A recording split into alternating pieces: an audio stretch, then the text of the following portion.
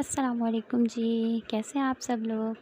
امید کرتی ہوں آپ سب خیر خیریت سے ہوں گے۔ تو مالا کی ایپیسوڈ 1 کا پارٹ 3 آج ہم شروع کریں گے، لیکن اس سے پہلے آپ سے ایک گزارش ہے کہ آپ نے اگر میرا چینل سبسکرائب نہیں کیا تو پلیز اسے جلدی سے سبسکرائب کر لیجئے۔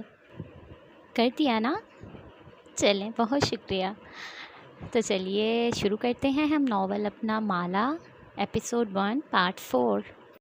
رات تک وہ گھر سے نہیں نکلی، بس کمرے میں پڑی سوتی رہی۔ کیف سے اس کی ملاقات بھی نہیں ہوئی۔ وہ اسے گویا یہاں لا کے بھول ہی گئی تھی۔ ڈرائیورز گھر کے اندر نہیں آیا کرتے تھے، ان کا داخلہ صرف ڈرٹی کچن تک محدود تھا۔ ان کے لاؤنج سے ملحقہ بڑا سا کچن کلین کچن کہلاتا تھا۔ کلین کچن سے ایک دروازہ چھوٹے سے ڈرٹی کچن میں کھلتا تھا، اور ڈرٹی کچن سے ایک دروازہ باہر کی طرف، تاکہ ملازم یعنی سلیم باہر سے ہی ڈرٹی کچن میں آئے اور اپنا ناشتہ وغیرہ بنا کے وہیں سے رخصت ہو جائے۔ ماں کو مرد ملازموں کا گھر کے اندر آنا پسند نہیں تھا۔ کھانا البتہ سب کا ماں خود بناتی تھی۔ وہ کسی اور کے ہاتھ کا کھانا نہیں کھا سکتی تھی، بلکہ اکثر اپنے ملازموں کی فرمائش پہ کھانے اور میٹھے بنایا کرتی تھی۔ ماں ہی کہتی تھی ماں نے ان کو ملازم نہیں رکھا، انہوں نے ماں کو مالک رکھا ہوا ہے۔ بخت بھی اور سلیم کا کمرہ بیسمنٹ میں تھا۔ بیسمنٹ کی سیڑھیاں گھر کے باہر سے تھیں تاکہ ملازموں سے پرائیویسی رہے۔ انہوں نے کیف کو بھی بیسمنٹ میں ایک کمرہ دے دیا تھا، جسے اس نے چپ چاپ قبول کر لیا۔ صبح فجر پہ اس کی آنکھ لاؤنج میں ہوتی کھٹ پٹ پہ کھلی۔ اسے معلوم تھا یہ ماں ہوگی۔ ماں فجر خوب شور کر کے پڑھا کرتی تھیں تاکہ ان کے بچوں کی نیند ایسے خراب ہو کہ وہ دوبارہ سو ہی نہ سکیں۔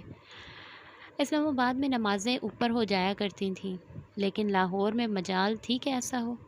وہ نماز پڑھ کے جائے نماز پہ بیٹھی اور سوچا کہ کیا دعا مانگے۔ اسے اس وقت سب سے زیادہ کیا چاہیے تھا؟ نیا بزنس۔ وہ دوبارہ سے برسر روزگار ہو جائے، اپنے پیروں پہ کھڑی ہو جائے، اور اب سے اسے کوئی مرد ظہیر کی طرح دھوکہ نہ دے سکے۔ دعا مانگ کے وہ اٹھی اور جمائی لیتے ہوئے کھڑکی کے سامنے آئی تو رک گئی۔ اندھیر لاؤن میں گارڈ روم کے سامنے وہ گھاس پہ جائے نماز ڈالے دوزانو بیٹھا تھا۔ وہ شاید نماز پڑھ چکا تھا، اب بس یوں ہی سر جھکائے بیٹھا تسبیح کے دانے گرا رہا تھا۔ اسے بہت عجیب لگا، مانا کہ بہت سے لڑکے لاپرواہ اور مغربی حلیے کے باوجود نمازیں پڑھتے ہیں، لیکن تسبیح؟ اسے نہیں یاد اس نے کبھی کسی نوجوان کو ہاتھ میں تسبیح پکڑے دیکھا ہو۔ وہ خود بھی تسبیحوں کی عادی نہیں تھی، وقت ہی نہیں ملتا تھا۔ کیف جمال تسبیح پڑھتا تھا؟ عجیب بات تھی۔ صبح بخت بھی جب اس کے کمرے میں کافی لائیں تو اسے حیرت ہوئی۔ آپ کو کب سے کافی بنانی آ گئی؟ اس موئے ڈرائیور نے بنائی ہے۔ میں نے اسے چائے کی چیزیں پکڑائیں تو بابو آگے سے بولا، میں چائے نہیں پیتا، مجھے کافی میکر دو۔ اس کی نقل کر کے بولی، پھر خود ہی کچن سے معید بھائی کا پرانا کافی میکر ڈھونڈ لایا اور سیٹ کر دیا۔ بازار سے موٹے بیجوں والے ڈبے بھی لایا ہے، اور ساتھ یہ مجھے پکڑا دی کہ میری بیوی یہی پیتی ہیں۔ وہ ہنس دی۔ مبین منزل کو پہلی دفعہ ایسا رنگ برنگا ملازم ملا تھا، بخت بھی سے ہضم ہی نہیں ہو رہا تھا۔ چھوٹی باجی، اس لڑکے کو ذرا فاصلے پہ رکھیو، مجھے یہ وارداتیہ لگتا ہے۔ اچھا بخت بھی، اب جائیں اور کیف سے کہیں تیار رہے، اس نے مجھے سیلون لے کر جانا ہے۔ شام میں عزا کے نکاح کا فنکشن تھا، اور سچ شکر اس کے چہرے پہ ایک بھی پمپل نہیں تھا، ورنہ عموماً کسی فنکشن سے پہلے ہی یہ پمپل حاضری دیا کرتے تھے۔ اس نے گھڑی دیکھی، ابھی فیشل کروا لے تو شام تک اس کا اثر آنے لگے گا۔ وہ باہر آئی تو کیف گارڈ روم کے باہر کرسی پر بیٹھا تھا۔ ہاتھ میں اسکیچ بک تھی اور وہ پینسل سے اس پہ کچھ کر رہا تھا۔ اسے دیکھ کر کھڑا ہو گیا، اسکیچ بک پیچھے کر لی۔ آج جینز پہ سفید ٹی شرٹ پہن رکھی تھی، پیروں میں جوگرز تھے اور چہرے کی ہلکی بڑی شیپ ویسی ہی تھی۔ کیا کر رہے ہو؟ وہ اس کی اسکیچ بک کو دیکھتے ہوئے قریب آئی۔ پرس کوہنی پہ ٹانگے بال کیچر میں باندھے وہ آنکھوں پہ سیاہ چشمہ لگائے ہوئے تھی۔ کیف کے چہرے پہ جھیپ جانے کا تاثر ابھرا، رخسار ہلکے سے گلابی ہوئے، یا شاید دھوپ کے باعث ایسا لگا۔ یوں ہی فارغ وقت میں اسکیچز بناتا ہوں۔ کیا بنا رہے ہو؟ دکھاؤ، وہ دوستانہ لہجے میں کہتی اس کے عین سامنے آ کھڑی ہوئی۔ اب وہ دونوں دھوپ میں تھے، چھاؤں پیچھے رہ گئی تھی۔ کیف نے اسکیچ بک کھول کے اس کے سامنے کی، صفحے پلٹائے۔ اس پہ موٹر بائک کا سیاہ سفید اسکیچ بنا تھا۔ تمہیں موٹر بائکس پسند ہیں؟ بہت زیادہ۔ وہ تھوڑا سا شرمندہ نظر آ رہا تھا۔ مالا نے غور سے اسکیچ کو دیکھا۔ یہ ہیوی بائک ہے، کافی مہنگی ہوتی ہے۔ اگر تم اپنا نیا بزنس اس لیے شروع کرنا چاہتے ہو کہ ایک دن تم یہ بائک خرید سکو تو یہ ایک غلط اپروچ ہے، نرمی سے تنبیہ کی۔ اسے سمجھ میں آ گیا تھا کہ وہ نوجوان قرضوں کا شکار کیوں تھا۔ مہنگی بائکس کا شوق، مہنگا لیپ ٹاپ، قیمتی فوٹوگرافی آلات امپورٹ کروانا۔ وہ اپنی بساط سے اونچی جست لگانا چاہتا تھا اور ایسے میں زمین اس کے قدموں تلے سے نکل جاتی تھی۔ کیف نے جواب نہیں دیا، کار کی طرف بڑھ گیا جیسے وہ اس کی بات سے اتفاق نہیں کرتا تھا۔ وہ خاموشی سے ڈرائیو کر رہا تھا جب صفورہ کی کال آنے لگی۔ کیف کیسا کام کر رہا ہے؟ تم اس سے مطمئن ہو نا؟ مالا کا فون کار سے کنیکٹڈ تھا۔ آواز خود بخود اسپیکرز پہ گونجنے لگی۔ ہاں کیف اچھا کام کر رہا ہے، کافی سمارٹ اور سمجھدار ہے، ساتھ ہی اپنے نئے بزنس پلان کو بھی وقت دیتا ہے۔ وہ سادگی سے کہتے ہوئے باہر دیکھ رہی تھی۔ وہ ان لوگوں میں سے نہیں تھی جو کسی کو اس کے سامنے اس لیے نہیں سراہتے کہ وہ سر نہ چڑھ جائے۔ جو سچ ہو اسے کہہ دینا چاہیے۔ اسمارٹ ہوتا تو اب تک کامیاب ہو چکا ہوتا۔ اس کے لیے اچھا ہے کہ تمہارے ہی پاس جاب کرتا رہے، ورنہ اس کا اپنا کام کبھی کامیاب نہیں ہوگا۔ اور ہاں، بس یہ دھیان کرنا کہ وہ تم سے ایکسٹرا پیسے ویسے نہ لے۔ تھوڑا سا لالچی بھی ہے میرا کزن ہے نا، مجھے اس کا پتہ ہے۔ صفورہ اتنا تیز بولے جا رہی تھی کہ اسے اسپیکر آف کرنے کا موقع ہی نہیں ملا۔ بے اختیار کیف کے کندھے کے پشت کو دیکھا۔ وہ خاموشی سے ڈرائیو کر رہا تھا۔ اف، ہے کہاں وہ؟ ذرا بات کراؤ میری۔ صفورہ اپنے تئیں ایک اچھی دوست ہونے کا ثبوت دے رہی تھی۔ کیف نے ایک ہاتھ ہلا کے نفی کا اشارہ کر دیا۔ کہا کچھ نہیں۔ چونکہ بیک ویو مرر اوپر کی طرف تھا وہ اس کا چہرہ نہیں دیکھ سکتی تھی۔ ابھی وہ مصروف ہے، تم بعد میں اسے خود ہی کال کر لینا۔ کال بند ہونے کے بعد بھی کار میں ایک عجیب سی ٹینشن پھیل گئی۔ اس کو معلوم نہیں تھا کہ تم سن رہے ہو۔ وہ کچھ غلط نہیں کہہ رہی تھی۔ کیف جمال ایک لوزر ہے اور رہے گا۔ اس کا لہجہ سپاٹ تھا۔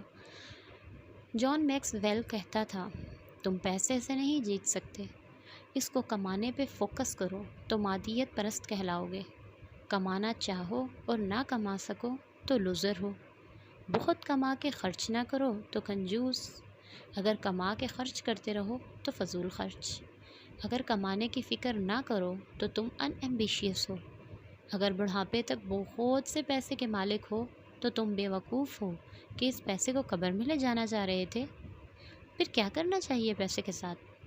پیسے سے جیتنے کا بس ایک ہی طریقہ ہے باس، اس کو مٹھی میں نہیں دبا لینا بلکہ ڈھیلی گرفت کے ساتھ اس کو پکڑنا ہے اور پھر کھلے دل سے اس کو قابل قدر چیزوں کو حاصل کرنے پہ صرف کرنا ہے۔ ذرا توقف سے بولا، آپ سے ایک درخواست ہے، دوبارہ ان کی کال آئے تو مجھ سے بات مت کروائیے گا۔ ان کا میرے اوپر احسان ہے، میں نہیں چاہتا آپ کے سامنے ان کو کچھ ایسا بول دوں جس پہ مجھے بعد میں شرمندہ ہونا پڑے۔ ساری بات ہی ختم ہو گئی تھی، کاش وہ اسپیکر آف رکھتی۔ سیلون ایک کمرشل بلاک کی 2 منزلوں پہ پھیلا تھا۔ تیسری اور چوتھی منزل پہ کوئی جم تھا۔ وہ اترنے لگی تو کیف نے پوچھا کہ کیا وہ اس سے اندر دروازے تک چھوڑنے آئے، مگر کشمالہ نے منع کر دیا۔ سیلون اس کی کزن کا تھا، یوں ہی اس نوجوان کو ساتھ دے کر باتیں بنتی۔ اسے وہاں 2 گھنٹے لگ گئے۔ جب وہ واپس لفٹ میں سوار ہوئی تو اندر کوئی اور بھی تھا، ایک ہٹا کٹا سا آدمی جو اس کی طرف پہلو کیے کھڑا تھا۔ وہ نظر انداز کر کے اندر آئی اور گراؤنڈ فلور کا بٹن دبا دیا۔ جو کچھ ہوا ایک لمحے میں ہوا۔ کسی نے اس پہ پیچھے سے حملہ کیا۔ وہ اوندھے منہ نیچے گری۔ سر کے پچھلے حصے میں درد کی شدید لہر اٹھی۔ آنکھوں کے آگے اندھیرا چھا گیا۔ باس باس۔ کشمالہ نے آنکھیں کھولیں۔ بصارت کے آگے اب بھی دھند تھی۔ اس نے پلکیں جھپکائیں۔ وہ لفٹ کے فرش پہ چہرے کے بل گری ہوئی تھی۔ اس کے سامنے وہ پنجوں کے بل بیٹھا اسے پکار رہا تھا۔ وہ بدقت ہتھیلی کے بل اٹھی، پھر چونک کے ادھر ادھر دیکھا۔ لفٹ کا دروازہ کھلا ہوا تھا۔ وہ گراؤنڈ فلور تھا۔ پاوردی گارڈ باہر کی طرف کھڑا تھا اور کیف اس کے سامنے بیٹھا تھا۔ آپ ٹھیک ہیں؟ وہ فکر مندی سے پوچھ رہا تھا۔ اس کا ہاتھ بے اختیار سر کے پچھلے حصے کی طرف گیا۔ درد کی ٹیس ابھی تک اٹھ رہی تھی۔ کیا ہوا مجھے؟ اس نے الجھن سے ادھر ادھر دیکھا۔ لفٹ نیچے آئی تو آپ اندر بے ہوش تھیں۔ گارڈ کو معلوم تھا کہ آپ کس کار سے نکلی تھیں، اس لیے وہ مجھے بلا لایا۔ آپ کی طبیعت ٹھیک ہے؟ ہاں میں ٹھیک ہوں، چلو۔ وہ تکلیف برداشت کرتے ہوئے اٹھنے لگی۔ مگر ہوا کیا تھا؟ وہ تشویش سے اسے دیکھ رہا تھا۔ چلو نا۔ اس سے پہلے کہ لوگ جمع ہوتے وہ اٹھ کھڑی ہوئی۔ سر گھوم رہا تھا لیکن وہ بظاہر خود کو سنبھالے قدم اٹھانے لگی۔ پرس مجھے دیں۔ اس نے نرمی سے اس کے ہاتھ سے پرس لے لیا، پھر وہ گارڈ کے سامنے رکا، بٹوے سے 500 کا نوٹ نکال کے اسے تھمایا، اس کا شکریہ ادا کیا اور کشمالہ کے پیچھے چل دیا۔ کسی نے گارڈ کو روک کے پوچھا کہ کیا ہوا تھا۔ وہ ایک باجی سیلون آئی تھیں، ان کی شدید طبیعت خراب ہو گئی تھی، میں ان کے شوہر کو پارکنگ سے بلا لایا۔ وہ قصہ بیان کر رہا تھا۔ سیدھے گھر چلو۔ اس کا سر شدید درد کر رہا تھا۔ سیٹ کی پشت اسے ٹکا دیا اور آنکھیں بند کر لیں۔ پہلے مجھے بتائیں کہ ہوا کیا تھا، وہ کہتے کہتے چونکا۔ کسی نے کچھ کیا ہے؟ میں ابھی دیکھتا ہوں۔ کیف نے تیزی سے سیٹ بیلٹ کھولی اور باہر نکلنے لگا جب مالا نے روکا۔ واپس بیٹھو کیف۔ انداز میں تحکم بھی تھا اور تکان بھی۔ یہ میری کزن کا سیلون ہے، یہاں تماشا نہیں بنانا، خاندان میں باتیں بنتی ہیں۔ مجھے بتائیں تو صحیح کہ ہوا کیا ہے۔ وہ اس کی طرف رخ موڑ کے بیٹھا اور سنجیدگی سے پوچھا۔ ماتھے پہ بل تھے، آنکھوں میں غصہ بھی تھا۔ اسے جو یاد تھا بتا دیا۔ میں نے اس کا چہرہ دیکھا تھا مگر میں اس کو نہیں جانتی، اور لفٹ میں CCTV بھی نہیں تھا۔ لفٹ کے باہر تو ہوگا، مجھے دیکھنے تو دیں۔ میرا کیا فائدہ آپ کو اگر میں یہ چیزیں مینیج نہیں کر سکتا۔ اسے غصہ آ رہا تھا۔ یہ طے تھا کہ وہ نہ پولیس رپورٹ درج کروائے گی نہ شور ڈالے گی۔ میں نے کہا نا یہاں تماشا نہیں بنانا، گھر چلو۔ وہ تکان سے بولی۔ سر میں شدید درد ہو رہا تھا۔ اس آدمی نے اسے بہت زور سے مارا تھا۔ ٹھیک ہے مگر میں واپس آؤں گا اور آپ کا نام لیے بغیر ان کے ریکارڈ ضرور نکلواؤں گا۔ ایسے کیسے کوئی آپ پر حملہ کر سکتا ہے؟ وہ ڈرائیو کرتے ہوئے برہمی سے کہہ رہا تھا۔ اس نے پہلی دفعہ کیف کو غصے میں دیکھا تھا۔ جیسے وہ میرے گھر میں خون پھینکواتا ہے، ایسے ہی وہ مجھ پہ حملہ بھی کر سکتا ہے۔ اس نے اپنا چہرہ نہیں ڈھانپا ہوا تھا، اس لیے میرا نہیں خیال کہ وہ آپ کا تعاقب کار تھا۔ کوئی کرائے کا آدمی ہوگا، مگر اس نے ایسا کیوں کیا؟ وہ سوچتے ہوئے کہہ رہا تھا۔ ایک منٹ، اپنا پرس چیک کریں، کچھ مسنگ تو نہیں ہے؟ اس کا ذہن ابھی تک شل تھا، جو اتنے عرصے سے ایک وہم لگا تھا وہ آج حقیقت بن کے سامنے آ گیا تھا۔ ایسے میں اسے پرس کا خیال ہی نہیں آیا تھا۔ اس نے پرس کھولا اور اندر سے ایک ایک چیز نکال کے دیکھنے لگی۔ موبائل، بینک کارڈز، کیش، سب ویسا ہی تھا۔ البتہ ایک چیز وہاں ایسی بھی تھی جو اس کی نہیں تھی۔ اس نے میرے بیگ میں کچھ رکھا ہے، وہ تعجب سے بولی تو کیف نے بیک ویو مرر کا رخ ٹھیک کیا اور اس کے عکس میں مالا کو دیکھا۔ وہ ایک سلور رنگ کا لائٹر پلٹ کے دیکھ رہی تھی۔ کوئی میرے بیگ میں سگریٹ لائٹر کیوں رکھے گا؟ مجھے دکھائیں، کوئی ریکارڈنگ ڈیوائس بھی ہو سکتی ہے۔ لیکن وہ سن نہیں رہی تھی، وہ لائٹر کی نچلی سائڈ کو اوپر اٹھائے کچھ دیکھ رہی تھی۔ وہ مجھے اپنا نام بتانا چاہتا ہے، وہ تلخی سے مسکرائی۔ لائٹر پہ اس کا نام لکھا ہے۔ واقعی؟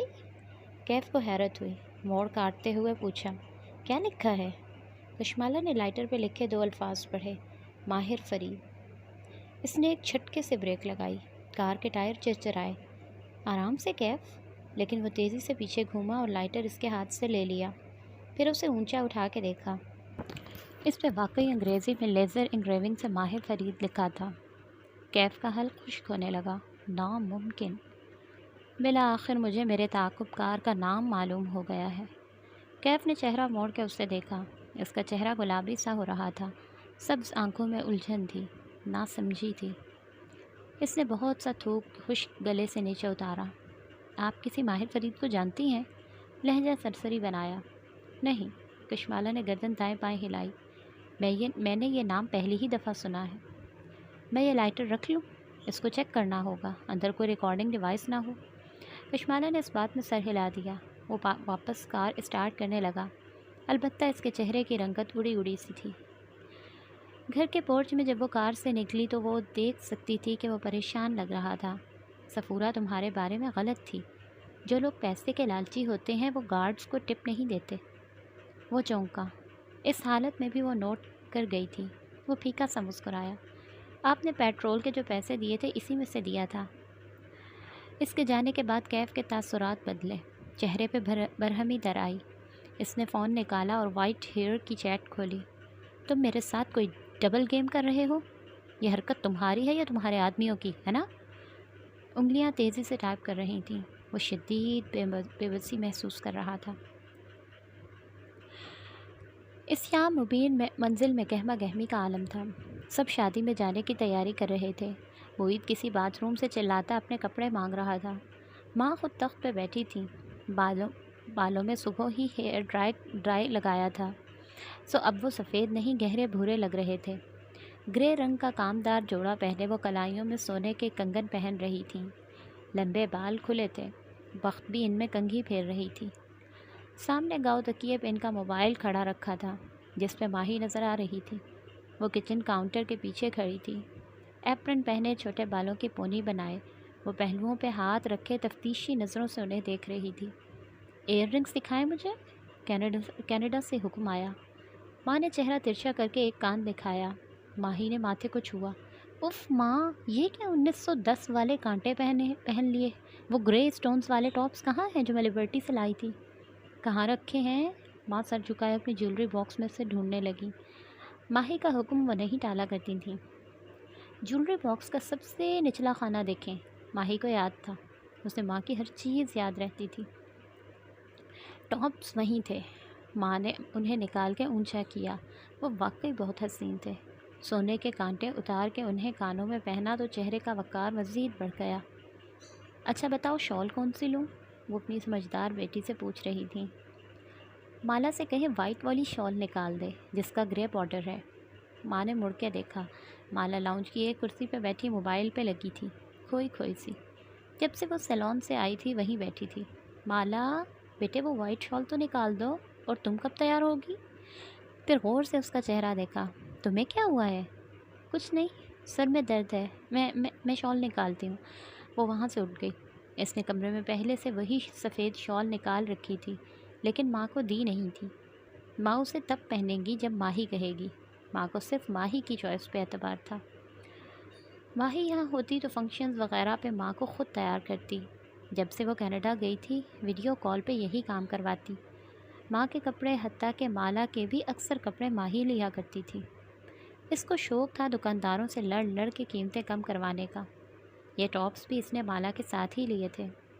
مالا کہتی رہی کہ اب چھوڑ دو، وہ 1500 سے کم میں نہیں دے گا، لیکن ماہی بھی ڈٹی رہی۔ نہیں، یہ مجھے 800 میں دے گا، دیکھ لینا۔ اور 15 منٹ بعد ماہی وہ ٹاپس 800 میں لے کر ہی ہٹی تھی۔ شال ماں کو دینے آئی تو ماہی ویڈیو کال پہ کہہ رہی تھی، فنکشن کی ساری تصویریں فوراً سے مجھے بھیجنی ہیں آپ نے اماں۔ آپ کے باقی 2 بچے ہر فنکشن میں مجھے بھول جاتے ہیں۔ ہائے کاش میں پاکستان میں ہوتی۔ اللہ کا شکر ادا کرتے ہیں ہر حال میں ماہی، ماں نے ٹوکا۔ شکر کرو اللہ نے تمہیں شادی کے 5 سال بعد خوشی دکھائی ہے۔ بس خوب کھاؤ پیو اور اپنا خیال رکھو، شادیاں تو ہوتی رہتی ہیں۔ ہاں چھوٹی بی بی۔ وقت بی بی ماں کے کندھے کے پیچھے سے کال میں شامل ہوئی۔ وہ کینیڈا کی کال پہ اتنا اونچا بولتی تھی کہ شاید کہ جیسے آواز ہوا کے دوش پہ کینیڈا جانی ہے۔ تیری ماں نے بڑی دعائیں کی ہیں تیری گود بھری ہونے کے لیے، ہر وقت کہتی تھی اللہ میری ماہی کو بچہ دے، تو بس اپنا خیال رکھ۔ وہ تو ٹھیک ہے، لیکن یہ بات کی نوکری نہ ہوتی تو میں بھی کینیڈا نہ رہتی، بورنگ ٹھنڈا ملک۔ ماہی روحان سی ہو کے بولی۔ پھر کچھ یاد آیا، شادی پہ کبیرہ تائی بھی ہوں گی نا؟ ماں کے چہرے پہ ناپسندیدگی ابھری، سر جھکا کے تخت پہ بکھری اپنی چیزیں سمیٹنے لگی۔ پرے کرو اس کو، ہمیں کیا؟ دیکھنا آپ، وہ شادی پہ آئیں گی اور سارے رشتہ دار آپ کو جلانے کے لیے ان کے پاس جا کے خوب ہنسیں بولیں گے، دیکھنا۔ معید تیار ہو کے آ گیا تھا اور اب صوفے پر بیٹھ کر جوتے پہن رہا تھا۔ منہ میں بڑبڑایا، لاہور اور اس کے مضافات میں غیبتوں کا وقت ہوا چاہتا ہے۔ ماہی اس کی بات کا کرارا سا جواب دیتی، لیکن اسے کچھ نظر آیا تھا۔ اسکرین پہ چہرہ قریب کیا اور تفتیشی انداز میں سوال کیا، یہ باہر لان میں کون ہے؟ ماہی کی تیز نظریں ماں کے پیچھے کھڑکی پہ جمی تھیں۔ ماں نے ایک نظر کھڑکی کو دیکھا جہاں لان میں موبائل پہ لگا کیف ٹہلتا نظر آ رہا تھا۔ اپنی بہن سے پوچھو، وہی ساتھ لائی ہے۔ ماں نے مالا کو فون پکڑا دیا اور خود گھٹنوں پہ ہاتھ رکھ کے اٹھیں۔ ان کا رخ کمرے کی جانب تھا۔ ابھی انہوں نے جوتے پہننے تھے۔ میرا ڈرائیور ہے اور اسسٹنٹ بھی۔ مالا نے فون تھام لیا۔ ماہی بڑی دلچسپی سے دیکھ رہی تھی۔ ذرا قریب سے دکھاؤ اس کی شکل۔ ماہی کی آنکھوں میں شرارت ابھری۔ اپنے سامنے لاؤنج میں کام کرتے ہوئے بات کو دیکھ کے اونچا سا بولی، بڑا عرصہ ہو گیا کوئی ہینڈسم آدمی نہیں دیکھا۔ یہ بات پہ اثر نہیں ہوا۔ لیپ ٹاپ سے نظریں ہٹائے بغیر بولا، آئینہ دیکھ لو، خود بھی تم کسی مرد سے کم نہیں لگ رہی۔ ماہی کی ہنسی غائب ہوئی، چہرہ سرخ ہوا۔ سنو، تم لوگ شادی اٹینڈ کرو، میں ذرا آتی ہوں۔ اس نے فون بند کر دیا۔ برٹش کولمبیا میں اب جنگ عظیم چڑھنے والی تھی۔ نکاح کا وینیو سفید اور سبز رنگ میں سجا تھا۔ اونچی چھت سے جگہ جگہ فانوس لٹک رہے تھے۔ اسٹیج بھی سفید پھولوں اور سبز پتوں سے مزین تھا اور مہمانوں کی میزوں کے گرد صوفے رکھے تھے۔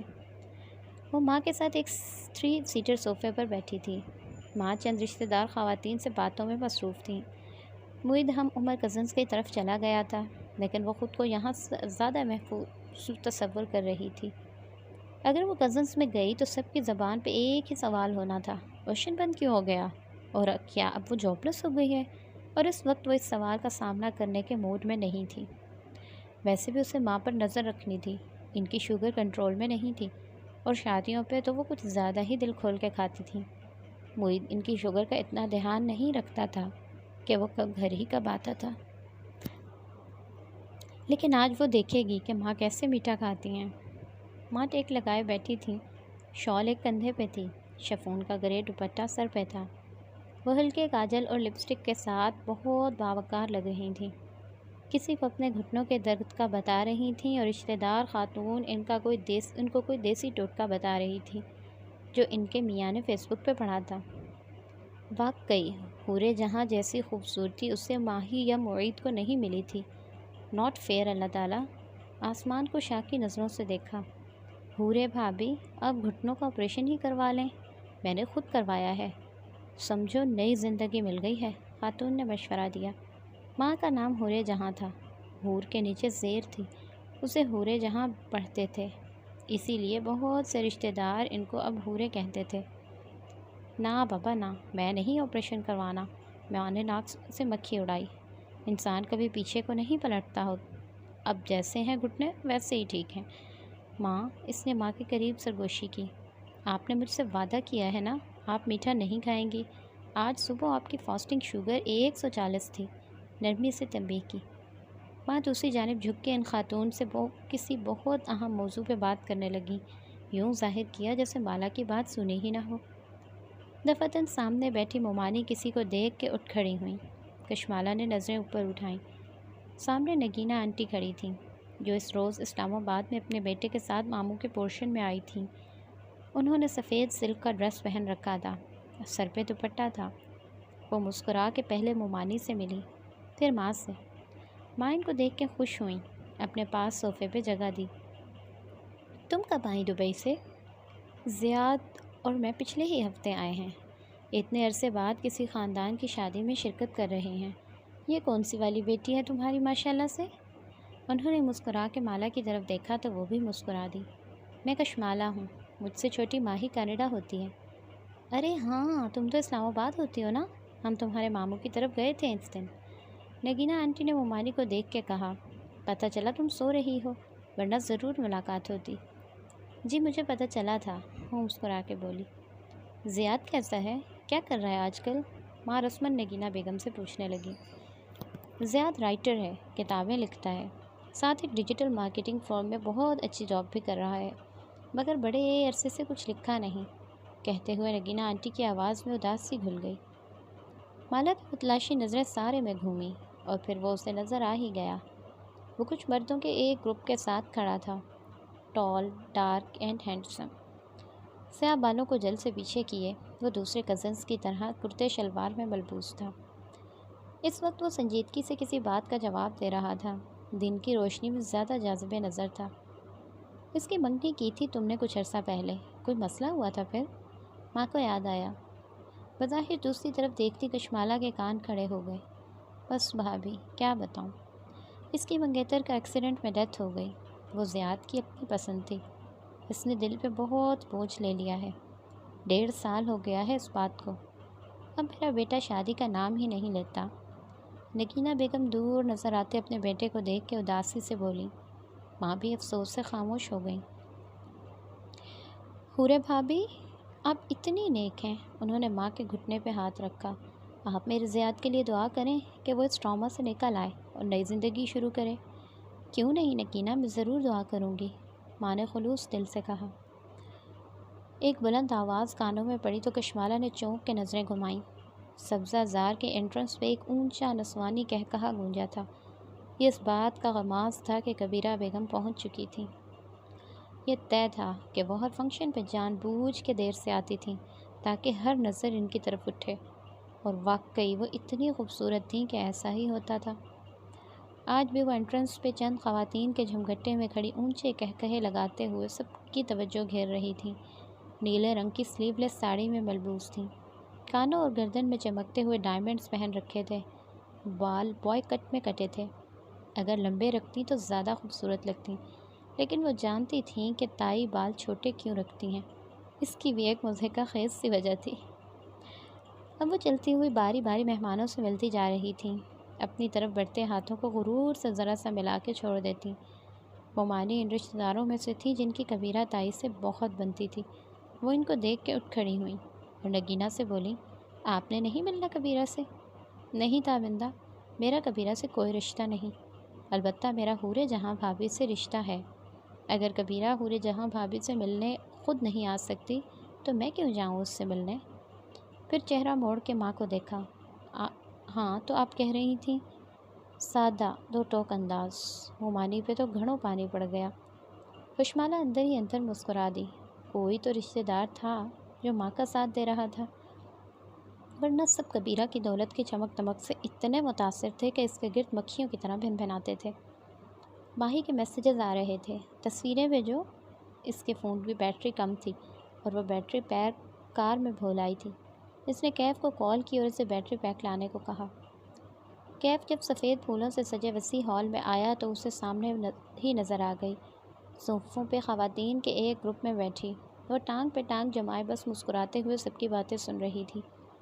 اس نے آف وائٹ کام دار ڈریس پہن رکھا تھا، بال چہرے کے ایک طرف ڈالے ہوئے تھے، کانوں میں بڑے بڑے سلور جھمکے نظر آ رہے تھے۔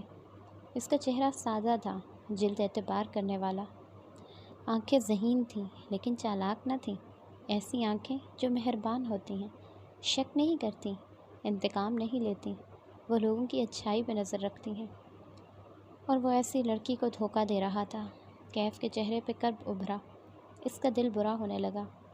ایک لمحے کے لیے اس کا دل چاہا کہ وہ اسے ایک کونے میں لے جائے اور اس کو بتائے کہ اس سے بڑی غلطی ہو گئی تھی۔ وہ جھوٹ اور دھوکے کے ساتھ مالا کی زندگی میں شامل ہوا تھا۔ اب بھی وقت تھا، وہ سب کچھ کلیئر کر سکتا تھا، اس سے معافی مانگ سکتا تھا۔ وہ اس مہربان لڑکی کو بتانا چاہتا تھا کہ کسی کے پاس اس کی تصویر ہے اور وہ اسے نقصان پہنچانا چاہتا ہے، اور وہ کوئی عام شخص نہیں ہے، وہ ایک سائیکوپیتھ ہے۔ کوئی عام شخص ایسی البم نہیں۔ مالا نے اسے دیکھ لیا تھا۔ وہ صوفے سے اٹھ کے اس کی طرف آ گئی۔ کیف نے بیٹری پیک اس کی طرف بڑھا دیا، بولا کچھ نہیں۔ وہ یہ سب اسے نہیں بتا سکتا تھا، اس کی اپنی مجبوریاں تھیں۔ سچ بولنا جھوٹ بولنے سے زیادہ تکلیف دہ تھا۔ تھینک یو کیف، وہ بیٹری پیک پکڑتے ہوئے مسکرائی۔ وہ دونوں ایک پھولدار ستون کے ساتھ آمنے سامنے کھڑے تھے۔ میں سیلون گیا تھا، میں نے آپ کا نام نہیں لیا۔ جم کے کیمرے کا رزلٹ بہت مدھم تھا۔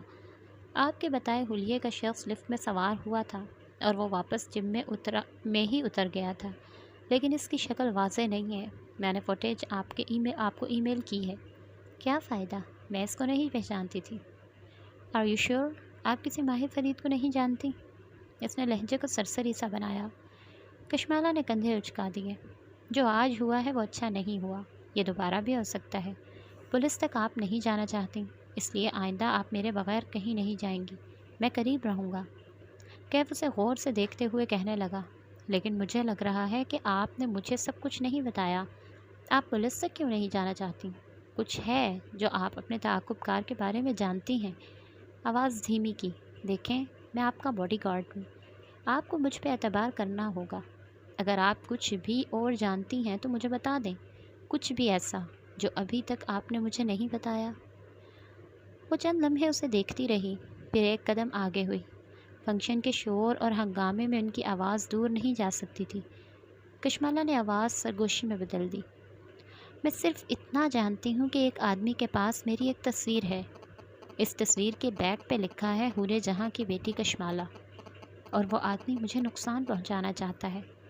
کشمالہ سرگوشی کر کے پیچھے ہو گئی، اور کیف کے لیے ایک دم ساری دنیا برف ہو گئی۔ وہ جہاں تھا وہیں جم گیا، ٹھنڈا اور ساکت۔ آپ یہ کیسے جانتی ہیں؟ اور کون آدمی ہے وہ بدقت بول پایا۔ کشمالہ گردن موڑ کے دوسری جانب دیکھنے لگی۔ میں اس سے زیادہ کچھ نہیں جانتی۔ وہ واپس صوفوں کی طرف چلی گئی۔ وہ برف کا مجسمہ بنا وہیں کھڑا رہ گیا۔ وہ کس کھیل کا حصہ بن گیا تھا؟ یہاں سب اس سے زیادہ جانتے تھے۔ ماں گھٹنوں کی وجہ سے اٹھ نہیں سکتی تھیں، اس لیے وہ کھانا لگنے پر بوفے ٹیبل پہ چلی آئی تھی تاکہ ماں کے لیے کھانا ڈال سکے۔ شادیوں کا مزہ ماہی کے ساتھ آتا تھا۔ تصویریں بنانا، اپنی میز پہ بیٹھ کے لوگوں اور کھانے پہ تبصرے کرنا، کس نے کیا پہنا ہے ڈسکس کرنا، ماہی کے بغیر سارے فنکشنز پہ رونق تھے۔ وہ پلیٹ میں کھانا ڈال رہی تھی جب عقب میں نگینہ آنٹی کی آواز سنائی دی۔ وہ کسی سے کچھ کہتے ہوئے پلیٹ اٹھا رہی تھیں۔ مالا کا سارا وجود کان بن گیا۔ بظاہر وہ سر جھکائے کھانا نکالتی رہی، پھر پلٹی تو دیکھا نگینہ آنٹی کے ساتھ ان کا بیٹا تھا جسے وہ کوئی ہدایات دے رہی تھی۔ انہوں نے بھی اسی وقت اسے دیکھا، اسے دیکھ کر مسکرا دیں۔ پھر جیسے خیال آیا، کشمالہ تم زیاد سے ملی ہو؟ اس نے زیاد کو دیکھا اور زیاد نے اس کو۔ یہ وہی تھا، بھورے کرتے والا، ٹال، ڈارک اینڈ ہینڈسم، چہرے پہ سادگی اور مسکراہٹ تھی۔ ایک تو کچھ مردوں کو اتنا اچھا لگنے کی اجازت نہیں ہونی چاہیے۔ بظاہر رسمی انداز میں مسکرائی۔ کیسے ہیں آپ؟ خوشی ہوئی آپ سے مل کے۔ مجھے بھی۔ پھر ماں کو دیکھا۔ ہم انہی کے گھر گئے تھے نا؟ جیسے یاد کروایا۔ وہ آہستہ بولتا تھا، نرمی اور شائستگی سے۔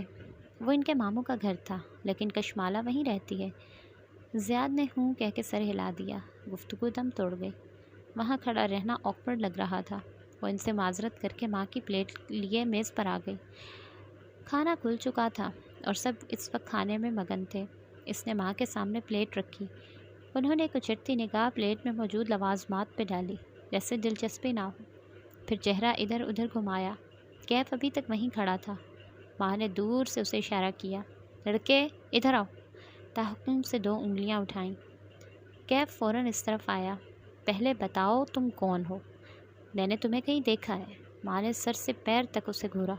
کیف نے بے اختیار مالا کو دیکھا، پھر ماں کو۔ میں کشمالہ بی بی کا ڈرائیور ہوں، کیف جمال۔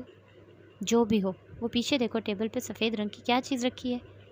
وہ سفید رنگ کی چیز ڈیزرٹ ہے ماں، اور آپ وہ نہیں کھا سکتی، وہ دھیمی مگر سخت آواز میں بولی۔ ماں نے اسے گھور کے دیکھا۔ میری ماں نہ بنو۔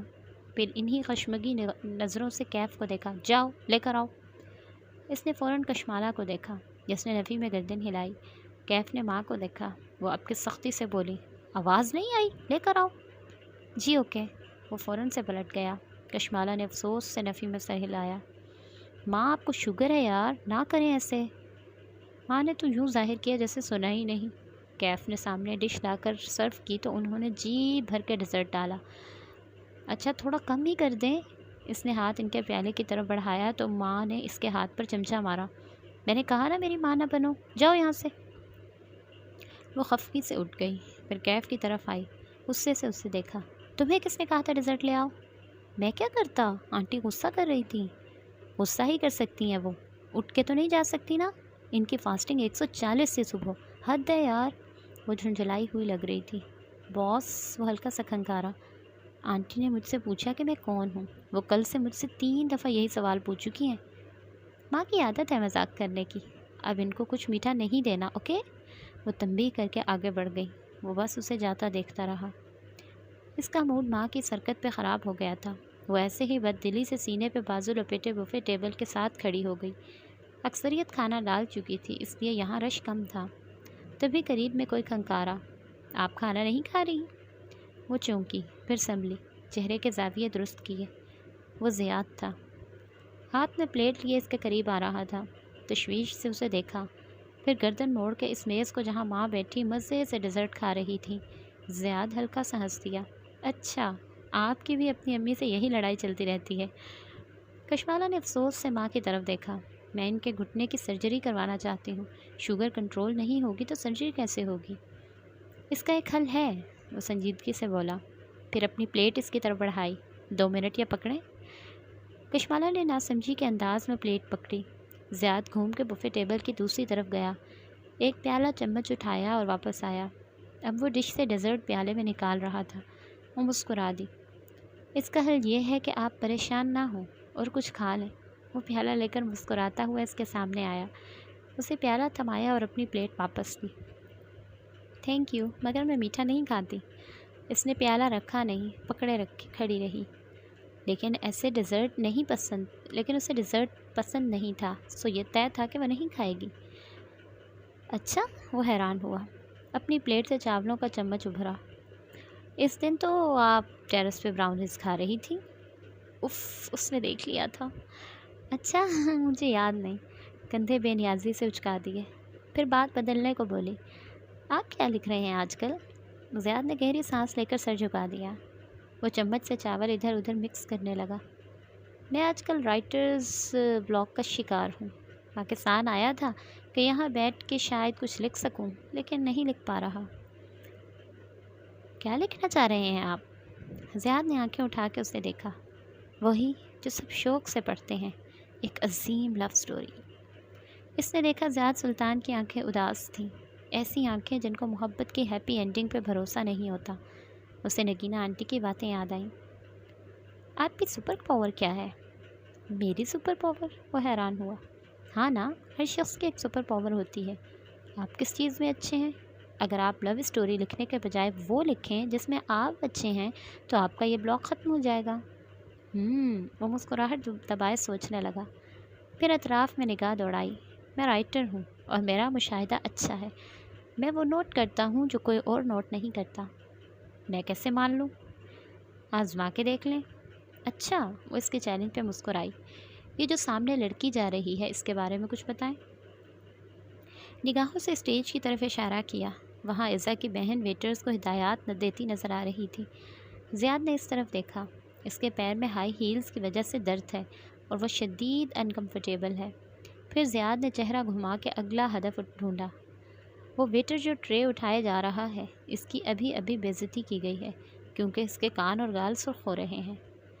آپ خود سے بنا رہے ہیں. آپ جانتے ہیں میں ان باتوں کی تصدیق نہیں کر سکتی. نہیں، میں سچ کہہ رہا ہوں. مثلاً آپ. اس نے ایک نظر غور سے کشمالہ کو دیکھا. اس کو اپنے دل کی دھڑکن بے ترتیب ہوتی محسوس ہوئی. کوئی سحر سا تھا اس شخص کی آنکھوں میں. آپ کے بارے میں کچھ بتاؤں؟ بتائیں. لیکن وہ اندر سے خائف ہوئی. کہیں وہ جان نہ لے کہ وہ اس سے کتنا متاثر ہو رہی ہے. آپ کی گردن یا سر کے پچھلے حصے میں درد ہے. آپ گردن اس طرف نہیں موڑ رہی اور بار بار ہاتھ سے پیچھے دباتی ہیں. وہ جھینک کے ہنستی. ہاتھ نہیں کیا. اوکے، مان لیا. تسلیم کرنے کے انداز میں سر ہلایا.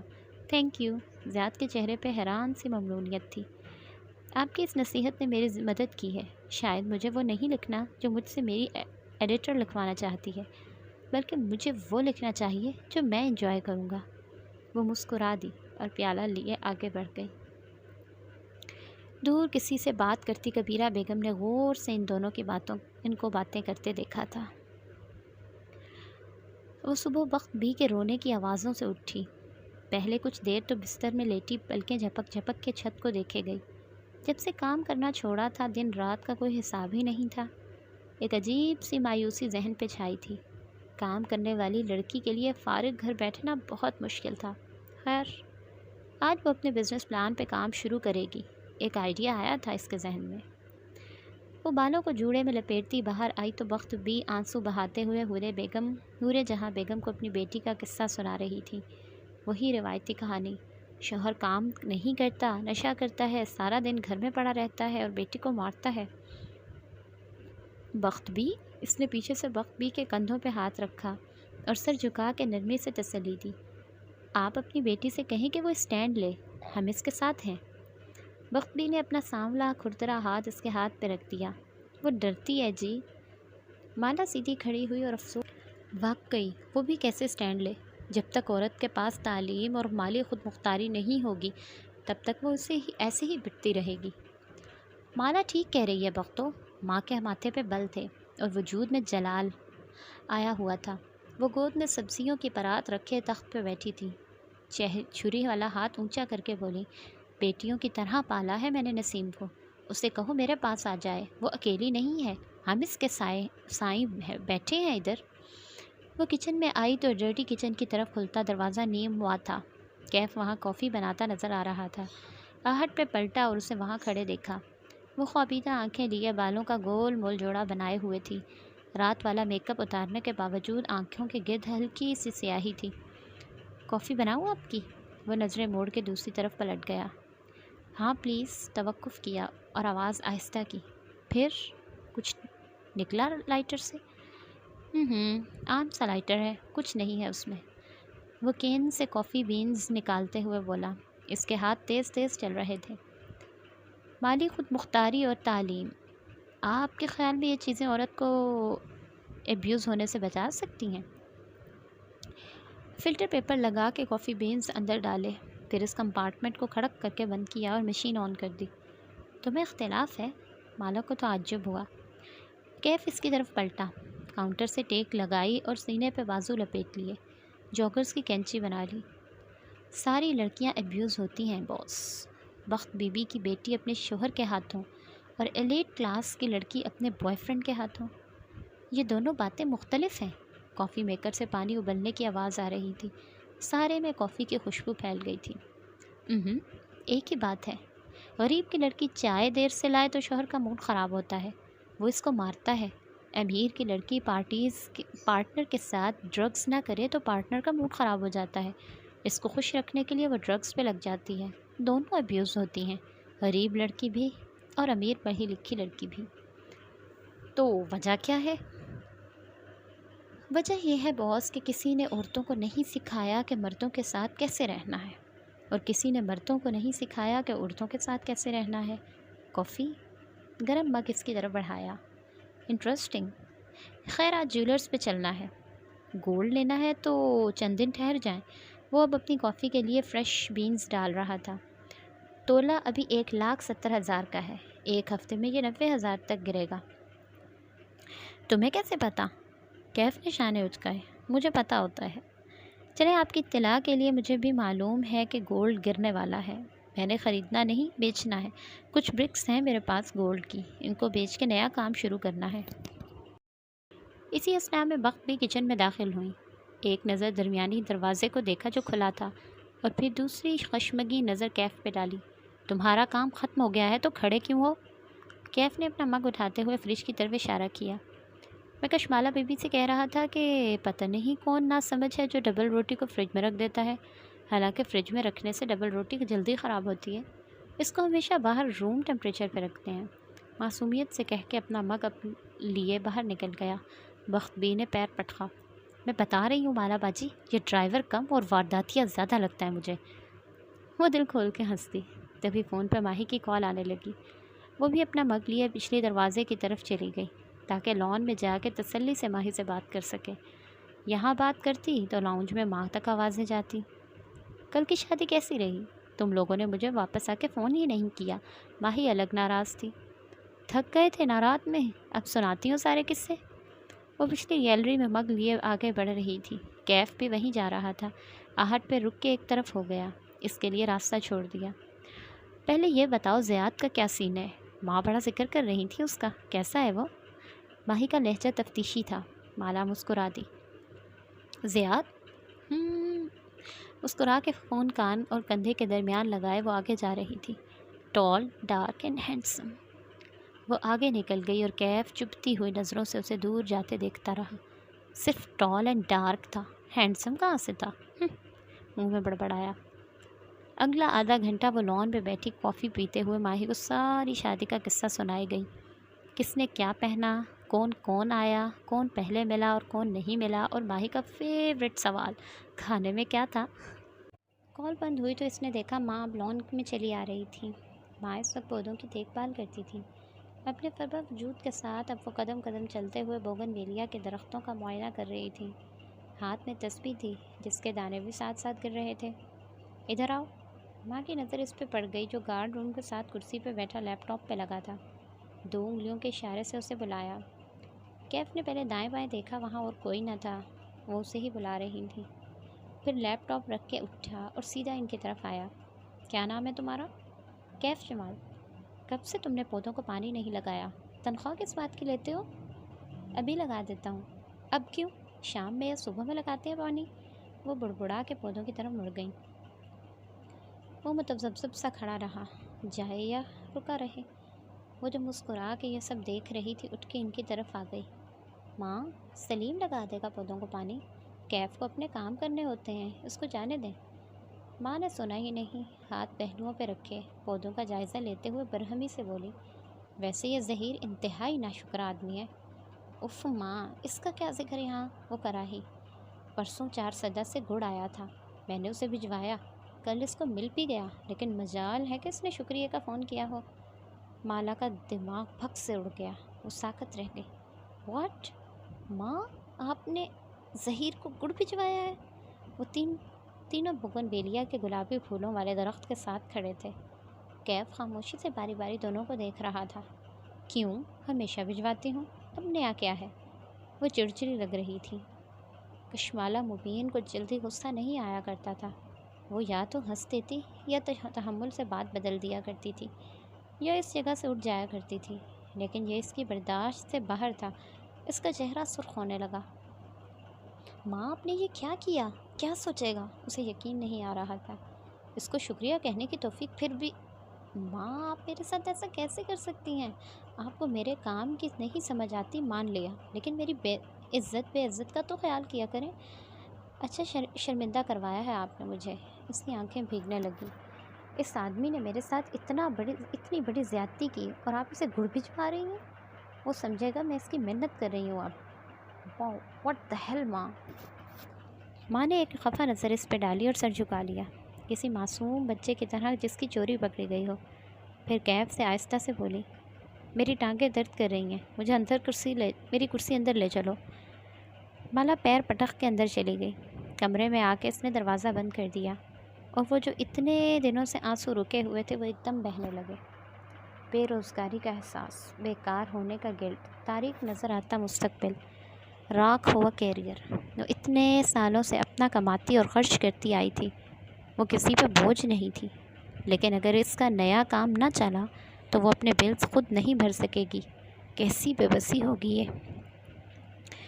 سب کچھ ایک دم سے حواسوں پہ سوار ہوا تھا۔ وہ بیڈ پہ بیٹھی روتی رہی۔ ماں کو کبھی اس کے کام کی سمجھ نہیں آتی تھی، بس معید کی ڈاکٹری ہی ان کو کام لگتا تھا، باقی مالا اور ماہی کی پڑھائی تو بس شغل تھی جیسے۔ اسے ماں پہ بیک وقت غصہ بھی آ رہا تھا اور اپنی بے بسی پہ رونا بھی۔ ماں کے ساتھ مسئلہ کیا تھا؟ خواہ ان کو سب سوغاتیں بھیج کے اپنا اچھا بننے کا شوق تھا۔ وہ اٹھی اور اپنا بیگ پیک کرنے لگی۔ وہ آج ہی اسلام آباد واپس جا رہی تھی، بس یہ طے تھا۔ کیف کی کال آ رہی تھی، اس نے غصے میں کال کاٹ دی۔ وہ دوبارہ کال کرنے لگا۔ اس نے جھنجھلا کے کال اٹھائی۔ باہر آئیں، آپ سے بات کرنی ہے۔ اس کا لہجہ سنجیدہ تھا۔ اس نے آنسو رگڑ کے پونچھ ڈالے۔ آج یہ بھی اس سے کچھ سنے گا۔ وہ باہر آئی تو ماں لان میں کرسی پہ بیٹھی تھی، سر جھکائے موبائل پہ بٹن دبا رہی تھی۔